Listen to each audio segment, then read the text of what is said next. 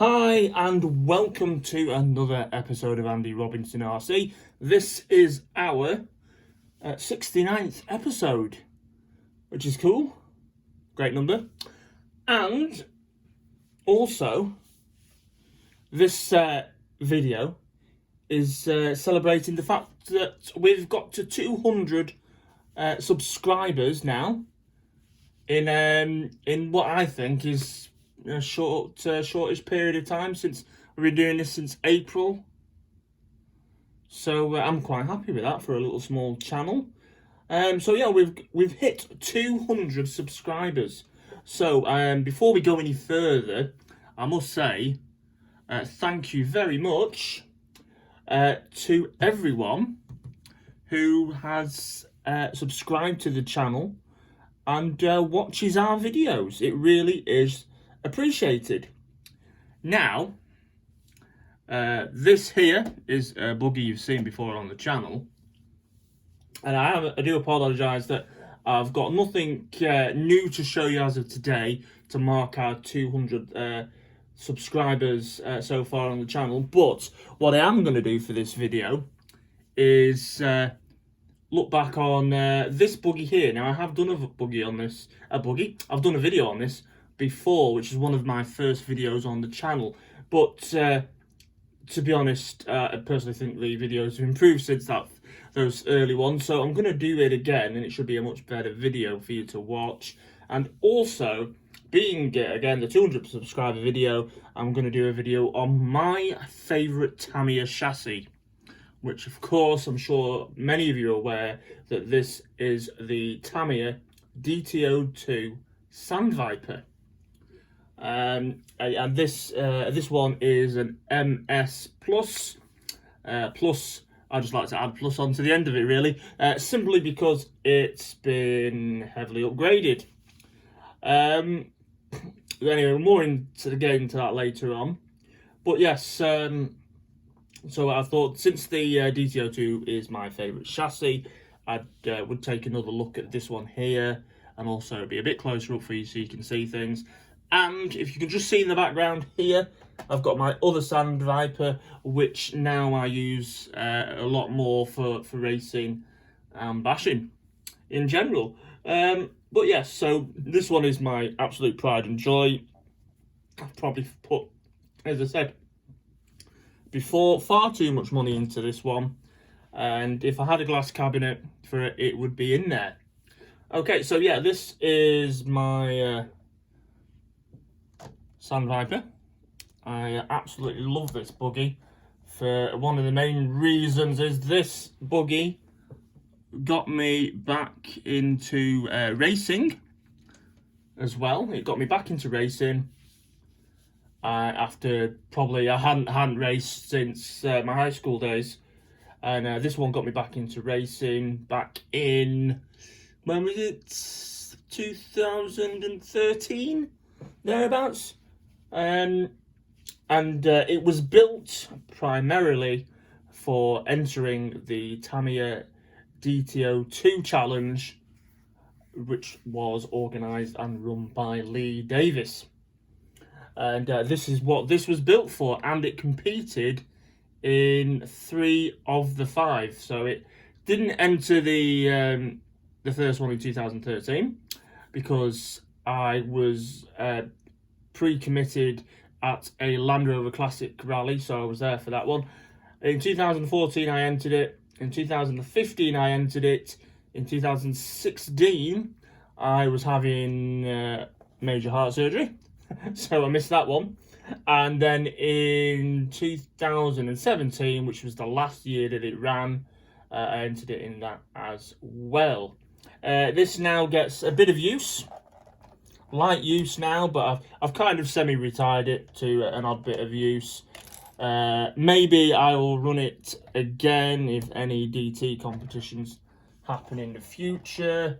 I'm not sure, but it will get used now and again, and in good weather. Otherwise, I have my other DT-02, which performs all the duties that this one can. Anyway, this one is a bit more, I say, blinged up, hopped up, shiny, whatever you want to call it. And it was an exercise in, besides racing it, it was also an exercise in how I wanted to make it look, really, and whatnot. Okay, anyway, we'll take the body shell off and we can have a look underneath as well.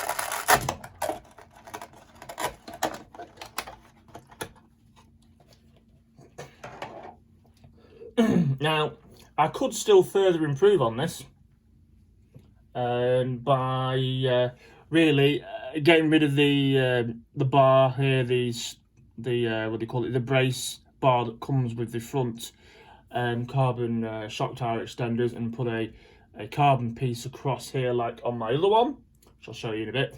And the other thing is, which I've not done, is that, and I do always recommend you do this, especially if you're racing the things, is drill the rear gearbox case or cut it just to let better airflow through there and around the motor, so it keeps it nice and cool, because they can overheat. It is possible for them to do that. I never did that with this, and I've never got around to doing it either, but I say, since it's not going to get used much these days for heavy racing, I will probably just leave it as it is, and unless the gearbox case ever breaks, and then I will replace it and drill it. But other than that, it's going to stay as it is, just because that's how I built it and that's how it's been. No other reason. But otherwise, I say, if you're going to race them and use them a lot, I would recommend drilling that or cutting the case away to get better cooling to the motor. Again, you can't see it as much, but there is pretty much a brand new 19-turn checkpoint money motor, and that was one of the best 19-turn spec motors you could buy. It's nice and torquey, it's really cool, and that was the class limit legal motor for the DT races. If you're running brushed, you could have a 19-turn spec motor, and if you're running brushless, you could have a 10.5 in blinky mode. Anyway, so I ran that, which is cool, and that is I say, that's virtually brand new. Probably only had a battery pack through it. But yes, okay, so what else have we done to this rather nice looking chassis? I say that because I am a big fan of it. Now, apart from being MS spec, we've gone a little further. It's got on not everyone's cup of tea, but it's got, if you can see there, it's got the front wishbone flip modification at the front. It's got the three racing say top deck or alloy bulkhead brace there as well. I've doubled the you know, the what do you call it, the strengtheners on the shock tower, the braces. You don't need to at all, but I would recommend a carbon one there or something a bit better than this, because there still is a bit of flex with the tie rod type. Hence also actually why I've got two on there. Maybe a little overkill. Okay, we've got three racing steering knuckles and front C-hubs. Steering knuckles aren't essential in alloy, but the C-hubs I would say are. Also as well, if you do the front wishbone flip, make sure your suspension doesn't bind with the turnbuckles when you press the suspension down. It's nice and free. Okay, we've got a super rare 3 racing alloy battery retainer. It took me ages to find one of them. Got a Carson DT-02 Ariel mount as well, and it's got some TRF wing buttons to stop the wing cracking as much when you land on it accidentally. Got GPM Alloy wing mounts. We've got the TRF 201 Aeration dampers. Okay, we've got 3 racing rear hubs. If you can see, you might be able to see it there just at the back. Okay. Also, one of my favourite touches to this is the clear gearbox cover. Now that's taken off a Mark 1 Superfighter G. Now I have that on because it always reminds me of the Associateds and the Losis in the mid-90s that often had a clear gearbox spur gear cover and pinion cover. So that's why I put that on. Bit of a nod to that. It's got CVJs, it's Ballraced, It's got lightweight drive shafts in, and so the you know, the gear shafts, alloy hex hubs as well, TRF 201 rear wing, you know, turnbuckles all round, high torque servo saver.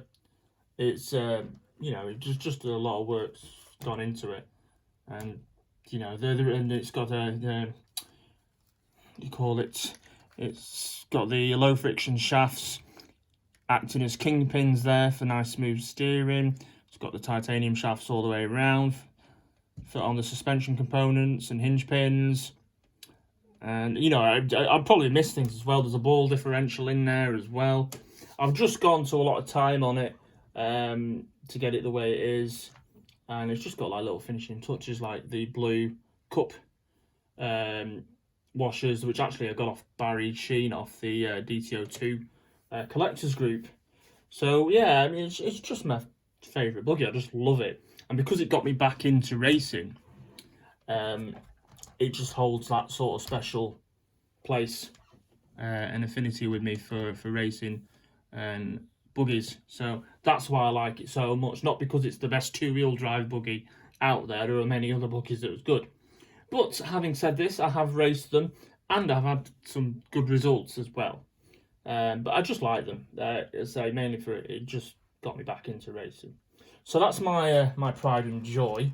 I will put a link to the previous video I did on this, and if I remember again, I shall copy the entire spec list of what I've done to this DT02, and I'll put it in the description for you, and you can check out exactly what I've done to it.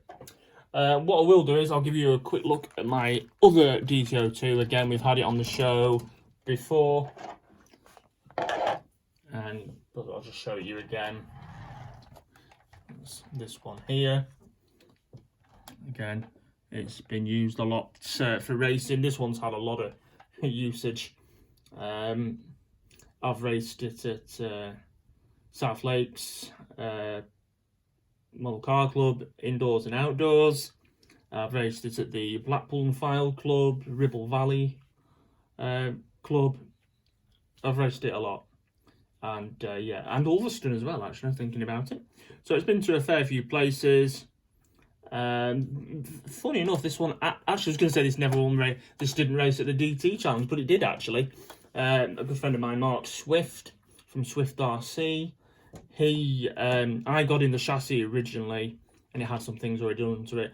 Mark did some further things, so he built this one and raced it. Funny enough, we actually finished 5th and 6th in the A final that day, and then eventually I got the buggy back off Mark, and then I did a few more extra things to it. But yeah, so it has actually raced at the DT Challenge at the final event in 2017. So there we go. It's also got a fantastic new Penguin custom bodies rear wing. That's the rock copper one, very similar to a TRF 201 wing that you can buy. It's also got a Proline front wing on. Anyway, we're going to have a little look-sees here inside. Earlier this year, got this new replacement body shell on as well, because the old one was well battered. Okay, so yeah, so on this one, a few different things done to this. On the side for you there. Okay, now this buggy gets mainly raced on carpet these days. So, and to get it to turn in as well, I've got a fair bit of weight on the front end there as well, because it's brushless powered. So to keep that front end down and to get it really to dig into those corners when you're turning, especially the slow tight ones. So I've got that in there. It's got a Kimbra servo saver on front. It's got team associated B3 shocks all round. Probably need a rebuild actually. That's the carbon brace that I was on about there. Bring it forward so you can see it a bit more. Mark Swift, Swift RC, made that one, and so it just bolts through the existing carbon shock extenders from Tamiya. Again, front wishbone flip on this as well. It's got the Alloy C hubs from 3 Racing. Are they 3 Racing? Oh, sorry, my camera's just decided to go on a bender. Apologies. It's got the 3 Racing hubs, or they might actually GPM, I'm not sure, can't remember. Trying to look at it, I think, yeah, they are different racing. They're the 3 racing on my other one. I think these might be GPMs. I can't honestly remember though. To be honest, I didn't put them on. Okay, this one is running a 9-turn brushless motor, which I generally would say is right on the limit of what this chassis can take. But having said the fact that I use NIM batteries on my cars and not a LiPo, it's probably still okay power wise. I'm not killing it, and it's still quite drivable. I think if I put the what do you call it in, the LiPo in with it, it might be a bit too much. That's for racing it around the track I'm on about. Not just going up and down and bashing it around. It would be fine with the LiPo in, but for racing, too much power in it, it'll just be not nice to drive. But it is alright as it is. I have clocked about just short of 34 mile an hour with it, which is plenty fast enough for this chassis. And so that's with a 7.2 volt NIM pack and the 9-turn brushless motor. So I think that's pretty reasonable really for what it is. I'm sure if we put 2S LiPo in, we'd be well over 35 mile an hour. We might almost be touching 40. I don't know. But yeah, so this one again, it's not as pretty looking as the other DT02, but it runs nicely. And just to show you, there you go. You can see there it's got the the Dremeled rear gearbox case, just to give that a bit more airflow in there, which is good. It's got, I think it's got hardened drive shafts. This one actually is back running a standard gear diff with plenty of with quite a stiff gear oil in it, diff oil, just to, instead of the ball diff, and it runs all right. It runs all right, and if you're not great at maintaining your ball diffs, or you find it a bit of a chore, then the gear diff with a nice diff oil in works nicely. It's a good alternative. Okay, we've got the I think they were originally the Kotick RC 3-degree rear hubs. That one is at an odd angle because this one broke at the last race I used it at. Finally, it just took about 3 years to break it, and I've just put a spare one on, but it's the same side as that, as the handed. So this is, I can't run it at the minute. I need to get a left-handed side, which I will at some point, but I just built it back up so it was complete. So yeah, I do. There you go. I think there is. These are a great buggy, and I thoroughly recommend them. Now, I won't bore you to death anymore on them, but they are cool. They are rather cool, and I hope you've enjoyed the video. I say any questions or anything like that you've got, if you leave me a message in the comments, I'll certainly try and get back to you as soon as I can. And say all the links and specifications for this I'll put in the video description for you as well. Also, as well, before I forget, it's actually got the DF03 rear wide rims on this as well, which help. So yeah, cheers guys, thank you very much for checking out our 200th subscriber video and episode 69. That's great. I really do appreciate it. It means a lot that you're checking out the channel and supporting us. I will see you very soon. Take care of yourselves, and thanks for tuning in. Please, actually, before I go, consider subscribing to the channel if you haven't done that before, and giving us a like and hitting that notification video for more future RC content. Right, take care of yourselves, and we'll see you soon.